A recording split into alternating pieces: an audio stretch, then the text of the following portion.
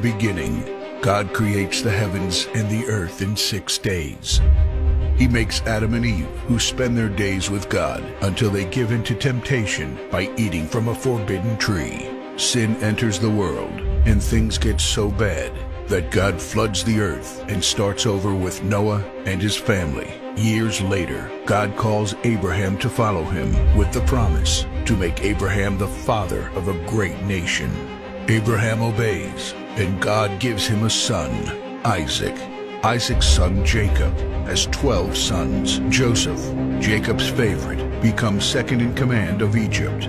God uses him to save his entire family and Egypt from starvation. Hundreds of years later, the Israelites are slaves in Egypt. Moses is called to lead the Israelites out of slavery.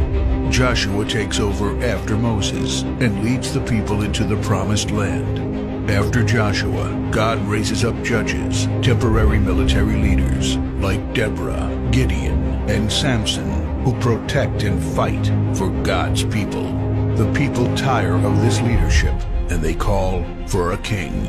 God gives Israel King Saul, King David, and then King Solomon. But it's all downhill from here. The people rebel. The kingdom of Israel is divided, and everyone turns their back on God. Prophets like Elijah, Isaiah, Micah, and Jeremiah warn that if people don't repent of their sins, there will be consequences. But the people ignore their warnings. The divided kingdoms are conquered, and God's people face captivity in foreign lands. People like Daniel show great courage and stand up for God when no one else does. Some of the exiled people return to the promised land, but for 400 years, God is silent.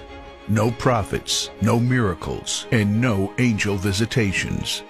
But then, the silence is broken when Jesus is born.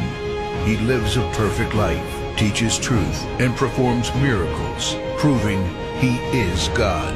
He shows us the full extent of God's love by taking our place and dying on the cross for our sin. He is placed in a grave, but 3 days later, Jesus rises again, conquering sin and death. His followers travel the world, sharing the good news of His love and starting churches.